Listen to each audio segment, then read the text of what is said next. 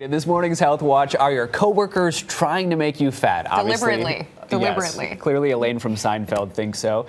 Here on our show, there is no drama because we love Milk and Cookie Fridays. As you can see, we just dive right in. But I have to tell you that Ms. Jarvis was not in this. There I am. I didn't partake. I missed out. Yeah, I went and devoured a couple of cookies. They were so good. So joining us now with advice on how we can avoid office pressure and get our willpower back is Frances Largeman-Rothman. She's a registered dietitian and the author of Feed the Belly. Good morning, Frances. Good morning. Just how dangerous is the workplace, I guess, when it comes to your diet? Well, it is full of a lot of pitfalls, and I think people are working longer hours now. Morale tends to be low these days, so there are, I think, more treats now than ever because people are looking for that little boost and they're looking to socialize at the workplace as well. It's a minefield out there, Ben. It is, and I have my weaknesses. I mean, people bring in donuts and things like that, and I can kind of pass that up, but peanut M&Ms or anything like that, it's game over.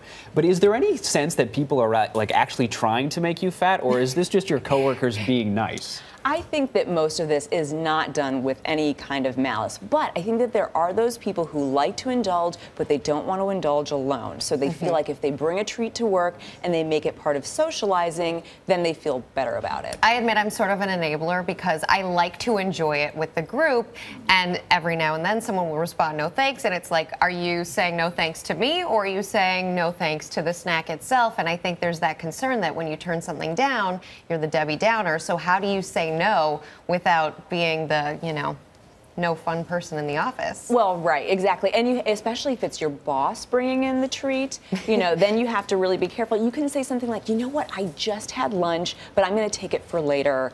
Or I'm going to bring it home. But Frances, I made them myself at home. Well, I appreciate that, and I know you make the best brownies, Rebecca, but you know what, I'm going to keep it for later. And that's if you don't want to really reveal that you're on a diet or that you're making dietary changes. Saving it for later, I like that bit of advice. Yeah. What I hear from a lot of people when this happens and people say, oh, I don't want any, I've had enough today. They'll say, oh, it's just one, just have one, we don't do this very often. But that can actually add up if you're really trying to watch your weight. Absolutely, it's just like the holidays. When Aunt Betty says, oh, come on, it's Christmas, it's Hanukkah, whatever. Yes, but it's Bob's birthday, and then it's Sally's birthday, and then it's and then somebody's St. leaving. Patty's Day. And then it's St. Patrick's Day, and then it's, Passover, whatever, with the chocolate-covered matzah. So there's, these things really can add up, and if it's 200 calories here and 300 calories there for a nice iced cupcake, it really can sabotage your diet, and so you do need to speak up, and you do need to really, state what you want. One last thing, do you recommend carrying around any type of food or some alternative to this stuff? Well, I feel like, you can absolutely do that. And if you're snacking, we're snacking more at work, keep those healthy snacks in your drawer so that you then don't feel like you have to have a cupcake because you're so hungry. Frances Largeman-Rothman, as always, thanks so much.